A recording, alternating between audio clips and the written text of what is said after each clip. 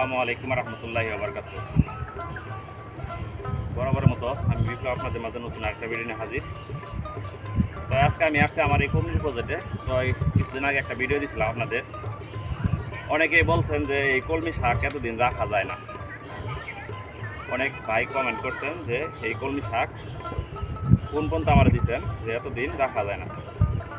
এই যে কলমি শাকটা আপনারা দেখতেছেন, এখানে কোনো লুকোচুরি না। আমার এই যে প্রজেক্টে দেখতে পুরোটাই আরেকটা প্রজেক্ট বাড়াইতেছে মেমোরা। তো এই কলমি শাকের বয়সটা কিন্তু 2 বছর।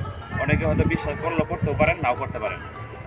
এই শাকের বয়সটা কিন্তু 2 বছর। শাকের দেখা কত সুন্দর সাইজ। এই শাক আমার বাজারে নেওয়ার আগে সবার আগে বিক্রি হয়ে যায়। তো মূলত এর কিছু কারণ আছে, এর কিছু বৈশিষ্ট্য আছে যে আপনাদের বলি যে এই যে আমার মাটিতে দেখতেছেন কেদা মাটি, যে আমার পা কিন্তু গাড়ি গেছে প্রায় 1 ফিট 10 ইঞ্চি এরকম গাড়ি গেছে পা। তো এই জমিটা কিন্তু আমার নিচে টাইপের জমি, কিন্তু বেশি একটা পানি থাকে না, কিন্তু এরকমই পানি থাকে সব সময়।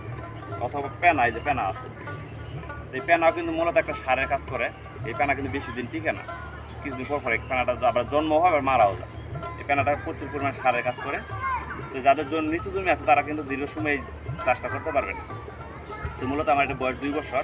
আমি আশা করি আমার জমি এবছরও ভাঙা লাগবে না, কারণ আপনারা দেখতেই পাচ্ছেন যে আমার জমি দেখেন কত সুন্দর সাইজ। এটা কিন্তু 2 বছর কতটি কাটা দিচ্ছে আমি জমি পারি না। যারা কোনো শাক চাষ করেন এভাবে যদি নিচু জমিতে করতে পারেন তাহলে আমরা লাভবান হতে পারি। সবাই ভালো থাকবেন, সুস্থ থাকবেন, আর আমাদের জন্য একটু দোয়া করবেন।